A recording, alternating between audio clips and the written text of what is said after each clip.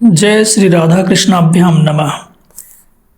श्रीमद् भागवत महापुराण प्रथम स्कंद अध्याय 15। सूत जी कहते हैं, इस प्रकार प्रगाढ़ प्रेम से भगवान श्री कृष्ण के चरण कमलों का चिंतन करते करते अर्जुन की चित्त वृत्ति अत्यंत निर्मल और प्रशांत हो गई। उनकी प्रेममयी भक्ति भगवान श्री कृष्ण के चरण कमलों के अहर्निश चिंतन से अत्यंत बढ़ गई। भक्ति के वेग ने उनके हृदय को मथ कर उसमें से सारे विकारों को बाहर निकाल दिया। उन्हें युद्ध के प्रारंभ में भगवान के द्वारा उपदेश किया हुआ गीता ज्ञान पुनः स्मरण हो आया, जिसकी काल के व्यवधान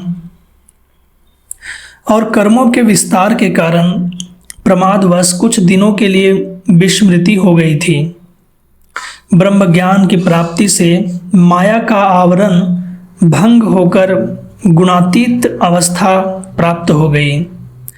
द्वैत का संशय निवृत्त हो गया। सूक्ष्म शरीर भंग हुआ। वे शोक एवं जन्म मृत्यु के चक्र से सर्वथा मुक्त हो गए।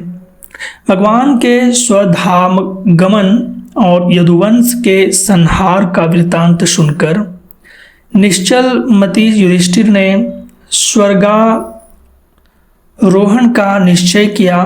कुंती ने भी अर्जुन के मुख से यदुवंशियों के नाश और भगवान के स्वधाम गमन की बात सुनकर अनन्य भक्ति से अपने हृदय को भगवान श्री कृष्ण में लगा दिया और सदा के लिए इस जन्म मृत्यु रूप संसार से अपना मोह मोड़ लिया।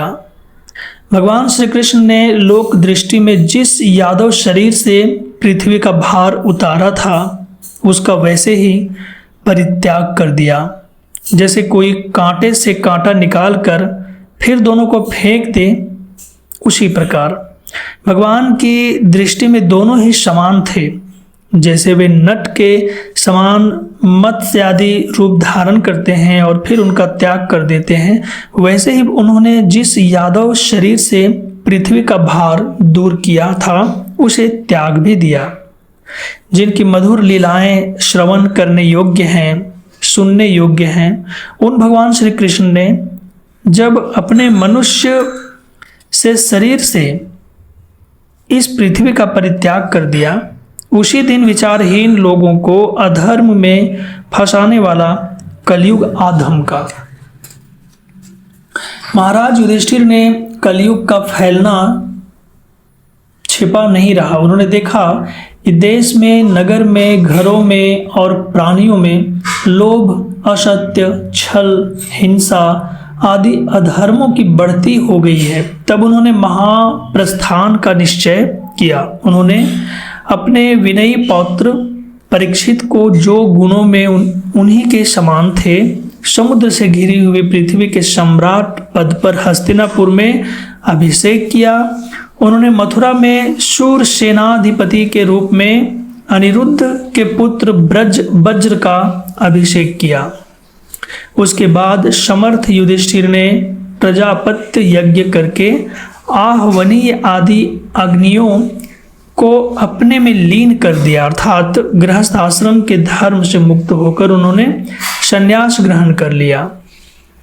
युधिष्ठिर ने अपने सब वस्त्राभूषण आदि वहीं छोड़ दिए एवं ममता और अहंकार से रहित होकर समस्त बंधन काट डाले। उन्होंने दृढ़ भावना से वाणी को मन में, मन को प्राण में और प्राण को अपान में और अपान को उसकी क्रिया के साथ मृत्यु में तथा मृत्यु को पंचभूतमय शरीर में लीन कर दिया।